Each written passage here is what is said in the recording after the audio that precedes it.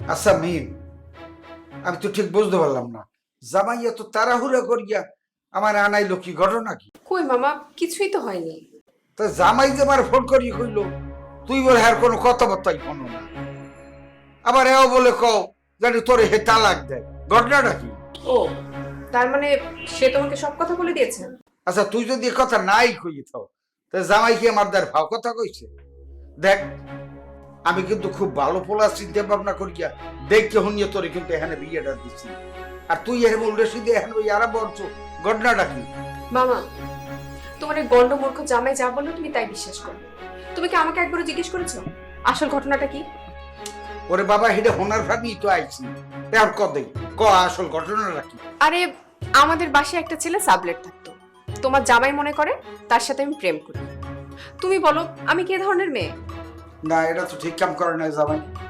আর হ্যাঁ সারা হে যদি হাতে না ধরতে পারতো, হ্যাঁ এটা কথা ছিল, হ্যাঁ তো আর ধরতে পারে না, তাহলে তোর নামে ভাবত নাটক বাইর হলে কি লিখবে? এই কথাটাই তো আমি ওকে বোঝাতে পারি না। তার কারণে ছেলেটি বাসা ছেড়ে চলে গিয়েছে। তার মান সম্মান গিয়েছে, আমারও মান সম্মান গিয়েছে। না হেলে তো তুই ভুল কাও নাই। হ্যাঁ, তাহলে জামাই যাও, এরপর আমি বুঝে মানে যে আমার নিষ্পাপ ভাগ্নিটা হে কত ধরনের উল্টে সিধে কথা কইছে, উল্টে সিধে মন্তব্য করছে। আচ্ছা তোর একটা কথা জিগে, জামাইয়ের চরিত্রে কোনো সমস্যা আছে না? বাবা, তুমি একদম আমার মনের কথা বলেছো। আমারও তাই মনে হয়। ওনার নিজেরই চরিত্রে সমস্যা আছে, তাই জন্য আমাকে এত সন্দেহ করে। বিয়ের পরে জীবনটা একেবারে তেজপাতা হয়ে গেছে আমার। তোমার বউ কি তোমাকে সবসময় সন্দেহ করে? তোমার আমার যে বন্ধুত্বটা আছে এটাও কোনোভাবেই মেনে নিচ্ছে না। তুমি মেনে নিতে পারো তো? আল্লাহ, মেয়েটা কি বলতেছো এগুলো তুমি? আমি যদি না মানতাম তাহলে এরকম সময় সময় তোমার কাছে আসতাম?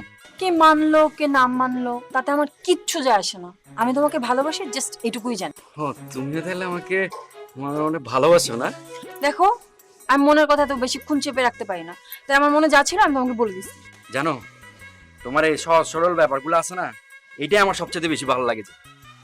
আর সত্যি কথা কি জানো, আমিও না তোমাকে অনেক বেশি লাভ করে ফেলছি, কিন্তু বিয়ের পর প্রেমটা জানি কেমন হয়ে যায় না বিষয়টা। যে বউ তোমাকে এত সন্দেহ করে তার কথা চিন্তা করে কোনো লাভ আছে? আর বউ একটা গেলে আরেকটা আসবে। আমি তো তোমার জন্য তৈরিই আছি। ও মানে, আমার তো নিজেকে অনেক ভাগ্যবান মনে হচ্ছে যে এখন এখন না মনটা অনেক খারাপ ছিল আমার। তোমার কথাগুলো শুনে একদম মন ফুরফুর হয়ে গেছে।